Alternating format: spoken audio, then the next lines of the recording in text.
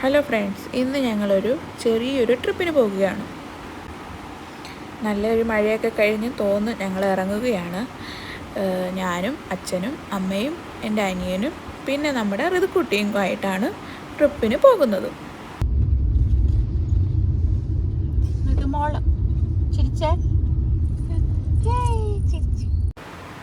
Rithukutty happy ആയിട്ടിരിക്കുക. യാത്രയൊക്കെ പോകാൻ ഋതുക്കുട്ടി മുന്നിൽ നിൽക്കും. അങ്ങനെ ഞങ്ങൾ എവിടോട്ടാണ് പോകുന്നതെന്ന് പറഞ്ഞില്ലല്ലോ. ഇന്ന് അച്ഛൻ്റെ കൂടെ ITI പഠിച്ച ഫ്രണ്ട്സ് എല്ലാവരും കൂടി ഒരു ചെറിയ ഗെറ്റ് ടുഗദർ പ്ലാൻ ചെയ്തു.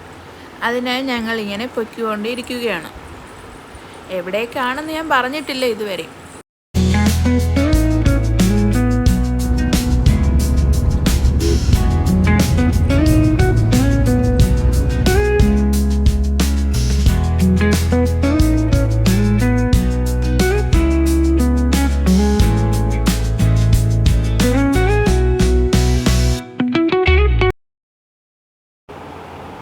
അങ്ങനെ നമ്മുടെ സ്ഥലം എത്താറായി.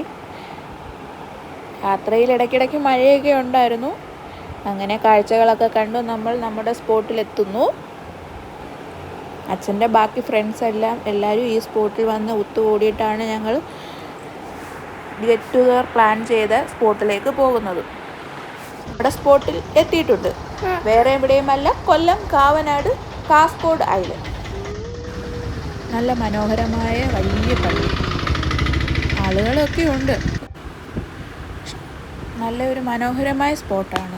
കപ്പലുകളും വള്ളങ്ങളും പ്രകൃതി രമണീയമായ നല്ല മനോഹരമായ സ്ഥലം. എനിക്ക് കുറേ ഇഷ്ടപ്പെട്ടു. ആളുകളൊക്കെ കാസ്കോഡിലേക്ക് പോകാനാണെന്ന് തോന്നുന്നു വെയിറ്റ് ചെയ്ത് വള്ളം കാത്ത് നിൽക്കുന്നുണ്ട്. എനിക്കും കാസ്കോഡ് ഐസ്ലാൻഡിലേക്ക് പോകാൻ ധൃതിയായി. പക്ഷേ ഒരു അരമണിക്കൂറോളം അച്ഛൻ്റെ ഫ്രണ്ട്സിനെയും കാത്ത് കുറച്ച് നേരം നിൽക്കേണ്ടി വന്നു. ഞാനും എൻ്റെ അനിയനും ഋതുക്കുട്ടിയൊക്കെ ആയിട്ട് ജസ്റ്റ് അവിടെ നിന്ന് ഫോട്ടോയൊക്കെ എടുത്ത് കായലൊക്കെ കണ്ട് നല്ല ഭംഗിയുള്ള ഒരു സ്പോട്ടാണ് കേട്ടോ. എല്ലാവരും പോയി കാണേണ്ട ഒരു സ്ഥലം തന്നെയാണ്.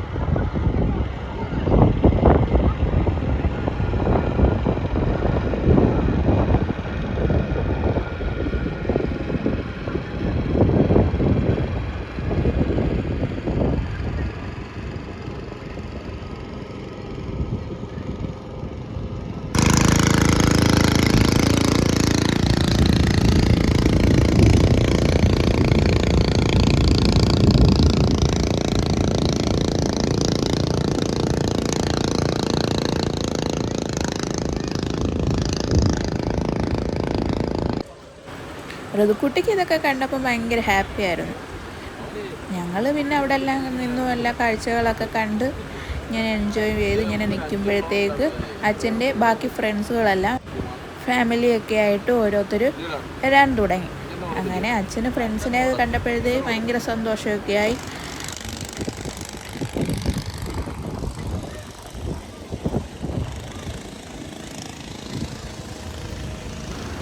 ഈ കാസ്കോഡ് ഐസ്ലാൻഡിലേക്ക് പോകാൻ അവരുടെ തന്നെ ഫ്രീ സർവീസ് വള്ളങ്ങളുണ്ട്. അവിടേക്ക് പോവുകയാണ് ഇവരെല്ലാവരും. നല്ല തിരക്കുണ്ടായിരുന്നു അന്നത്തെ ദിവസം.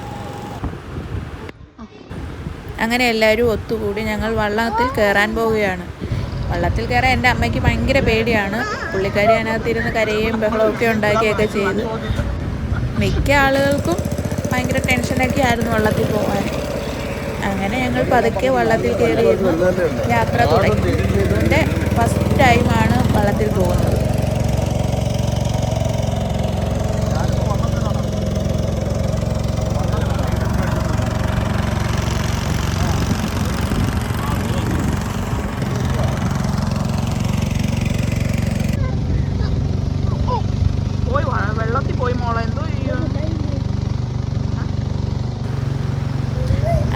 വെള്ളത്തിലൊക്കെ ഇങ്ങനെ ഓരോ കാഴ്ചകളും കണ്ട് അപ്പുറം ഇപ്പുറമൊക്കെ കുറേ കണ്ടൽക്കാടുകളും കാണാൻ നല്ല മനോഹരമായ സ്ഥലമാണ്. എല്ലാവരും പോയി കാണണമെന്നാണ് എൻ്റെ അഭിപ്രായം. ഋതു എൻജോയ് ചെയ്യുകയാണ്, വള്ളത്തിൽ കയറി മിഠായിയൊക്കെ തിന്ന്.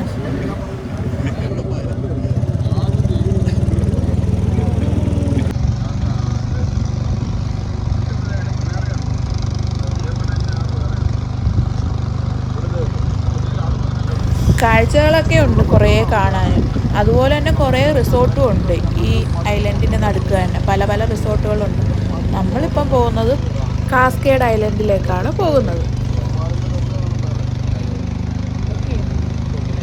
ഒരു കാര്യം പറയാൻ വിട്ടുപോയി, ഇവർക്ക് ഇവരുടെ തന്നെ ബോട്ട് സർവീസിലും ഉണ്ട് കേട്ടോ.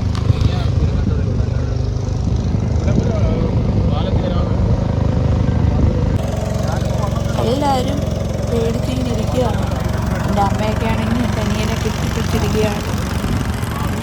അങ്ങനെ ഞങ്ങൾ എൻജോയ് ചെയ്ത് ഇങ്ങനെ വള്ളത്തിൽ പൊയ്ക്കൊണ്ടിരിക്കുകയാണ്. അടുക്കാറാവുന്നു. ഒരു 5-10 മിനിറ്റ് ജസ്റ്റ് ഒരു യാത്രയുണ്ട്.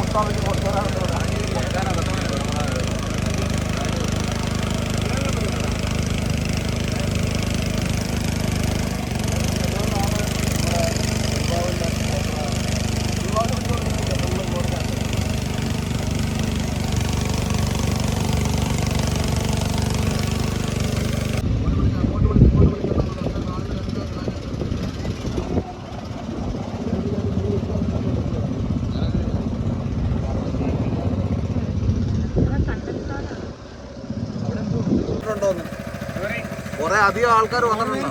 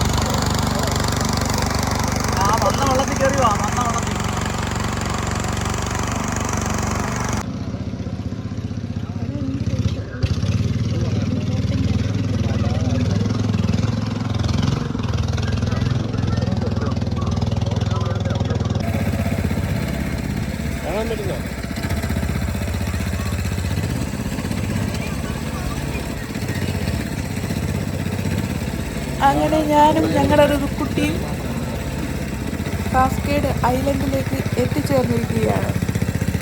കാണാനൊക്കെ നല്ല സ്ഥലമാണ്. എല്ലാവരും വരിക. എല്ലാവരും കാണേണ്ട ധൃതിയിലും ഫുഡ് അടിക്കേണ്ട ധൃതിയിലും എല്ലാവരും വെച്ച് പിടിക്കുകയാണ്. നല്ല തിരക്കുണ്ടായിരുന്നു. നല്ല റഷ് ടൈമായിരുന്നു. കുറേ ആളുകൾ തിരിച്ചു പോവുകയും ചെയ്തു, സീറ്റില്ല എന്നുള്ള രീതിയിൽ. അങ്ങനെ ഞങ്ങൾ അവിടെ